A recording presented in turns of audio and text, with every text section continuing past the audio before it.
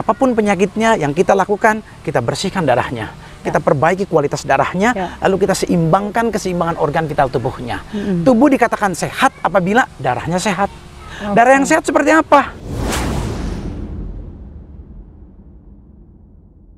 Nah, kadang-kadang kita lupa. Kalau kita beli rumah ingin yang bagus, bikin dapur super mewah, isinya makanan yang racun, serba instan. Nah, kita lebih peduli pada penampilan, tetapi satu hal yang perlu kita sadari, wanita sekarang sangat peduli sangat penampilan. Saya pikir penampilan hal yang sangat penting, itu wajar, apalagi wanita. Ya, betul. Tapi penggunaan kosmetik berlebih itu bisa jadi pemacu meningkatnya penyakit autoimun. Tidak sedikit wanita yang dipiling ya supaya kinclong, lalat nempel, jatuh saking klimisnya itu. Lalu dari pagi sampai malam, apalagi selebriti biasanya kan, kulit mukanya ditutup oleh kosmetik yang tebal, oksigennya tidak masuk, sirkulasi darahnya terganggu, pewarna, pewangi dari kosmetik merusak dalam jangka panjang. Dan tidak sedikit juga kosmetik yang mengandung bahan-bahan yang sangat merusak. Iya, bahaya ya. Merkuri dan lain sebagainya. Apalagi yang harus dipahami oleh para wanita khususnya, kalau membeli produk kosmetik murah lalu cepat bikin kinclong, di situ ada sesuatu zat yang sangat berbahaya dan jangan dilanjutkan. Instan lagi kembali Instan ya. lagi, Instan betul. lagi, betul. Karena yang jadi korban kadang-kadang mereka yang kurang mampu, ingin cantik, beli produk-produk yang nggak jelas, asal murah, yang penting dalam 2 minggu langsung kinclong. Dan itu, yang tidak kalah pentingnya, sekarang banyak obat sakit sedikit, obatnya steroid. Minum jamu pun campur steroid. Penggunaan obat-obat kortikosteroid itu jadi pemacu penyakit autoimun yang lebih cepat. Walaupun tadinya belum punya ya penyakit autoimun. Tadi belum punya. Bahkan jadi menurut pemacu. teori salah satu penyebab naiknya grafik penderita penyakit autoimun adalah penggunaan obat-obat kortikosteroid yang masif pada saat ini. Karena tidak sedikit banyak jamu-jamuan pun menggunakan obat steroid. Dan tidak sedikit kadang-kadang kalau kita berobat ke dokter, kita ingin minta obat yang instan. Sakit tenggorokan mau instan, ya steroid. Muncul alergi kulit mau instan, ya steroid. Karena apa? Yang namanya steroid adalah kalau dimakan, semua keluhan instan akan hilang, makan seleranya meningkat, tidur enak, semua keluhan tidak ada, seolah-olah kita jadi mobil baru, padahal sebenarnya itu mobil mau mogok diderek, dipaksakan dengan obat dia bisa jalan seolah-olah bisa jalan dengan normal. Ujung-ujungnya yang ngedereknya juga ikut mogok, akhirnya mogok dua-duanya. Ya Allah, subhanallah. Bapak dan Ibu sekalian, disadari atau tidak, sehat tidaknya tubuh kita tergantung sehat tidaknya darah kita. Sehat tidaknya darah kita tergantung apa yang kita masukkan ke tubuh kita. Betul, betul. Kalau yang kita masukkan oli campur, bensin 2 tak, makanan instan, minuman instan, ya hasilnya juga penyakit instan. Jadi dok, autoimun ini satu penyakit yang bisa sembuh total. Penyakit autoimun kalau sedini mungkin diatasi, dia bisa sembuh total dan tidak membahayakan kemana-mana. Tidak kambuh lagi. Tapi kalau salah menangani, dia akan mengarah ke kerusakan multi organ. Dan yang resiko paling tinggi adalah gagal ginjal. Tadi dokter bilang di holistik ini ada bioresonance. Atau apakah bioresonance itu bisa mengetahui seseorang itu punya penyakit autoimun? Nah, bioresonance scanning berbeda dengan pemeriksaan fisik. Karena metode pemeriksaan itu dengan menggunakan gelombang frekuensi dan alat itu dikembangkan dengan metode fisika kuantum. Fisika kuantum itu dia tidak hanya membaca secara fisik, tetapi dia membaca biocellular level. Jadi kita membaca langsung kepada karakter sel itu sendiri. Satu hal yang kita harus tahu, tubuh kita terdiri dari 100 triliun sel. Setiap sel memiliki 2 unsur. Ada elektron, ada proton. Ada simpatik nerve, ada parasimpatik nerve. Keseimbangan elektron proton pada sel secara perlahan dia akan memunculkan gejala penyakit. Kesalahan kita ketika muncul gejala lalu kita anggap musuh, main redam dengan obat. Tidak pernah kita cari sumbernya, perbaiki sumbernya. Nah, bioresonance scanning ini adalah metode pemeriksaan untuk deteksi dini kondisi tubuh kita hari ini, kondisi sel kita hari ini yang masa lalu pernah sakit dan penyakit yang akan datang. Masya Allah, Masya Allah. Kita tidak sedikit mendeteksi penyakit stroke sebelum stroke, mendeteksi penyakit kanker sebelum sel kankernya muncul. Masya Allah, Masya Allah. Satu waktu ada seorang dokter senior Ya. dari Qatar datang ke sini ingin berobat masalah pengeroposan tulang belakangnya dan saraf kejepit yang masif di tulang belakangnya, Ya. serta prostatnya yang sudah 3 kali operasi tumbuh lagi. Ya. Ketika saya lakukan pemeriksaan dengan bioresonance scanning, semua organnya kita periksakan, lalu pada organ paru-parunya kita menemukan ada risiko kanker paru. Kalau diperiksakan saat itu secara fisik, sel Ya. kankernya belum ada. Oh iya. Baru resiko. Ya. Karena satu hal yang harus kita tahu, semua tumor atau kanker prosesnya 5-15 tahun baru muncul selnya. Oh. Tidak ujuk-ujuk. Ya.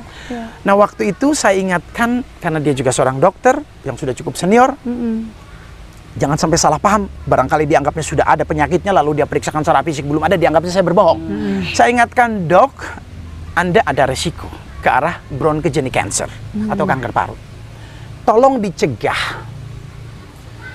Kalau diperiksakan fisiknya hari ini, belum kelihatan Ya. selnya yang muncul. Karena itu baru berproses.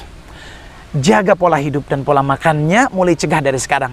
Tapi kebanyakan orang kan kalau tidak ada keluhan, dia tidak mencegah. Yes. Kalau ada keluhan baru. Benar. Dia pulang ke Qatar. Apa yang terjadi?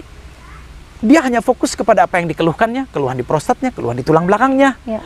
Setahun kemudian, dia mengeluh batuk.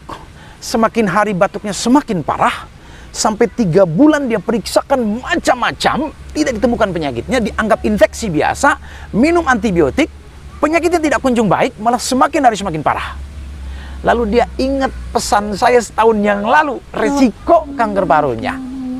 Lalu dia pergi ke rumah sakit Amerika, Ya. lalu diperiksakan lebih detail.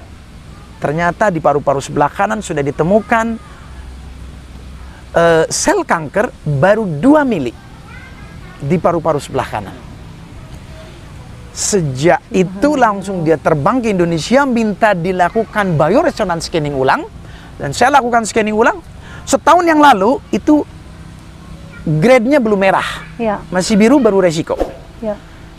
Setahun kemudian dia datang sudah masuk fase grade 7, alias dia sudah terkena penyakit kanker paru. Lalu dirawat di sini selama 2 minggu, keluhannya hilang. Ya. Dan saya ingatkan setiap tahun paling tidak masuk ikut cleansing program. Tune up tubuh paling tidak 1-2 minggu. Ya. Kenapa? Semua penyakit kalau sudah terjadi kita harus mencegah. Ya. Apalagi penyakit autoimun. Betul.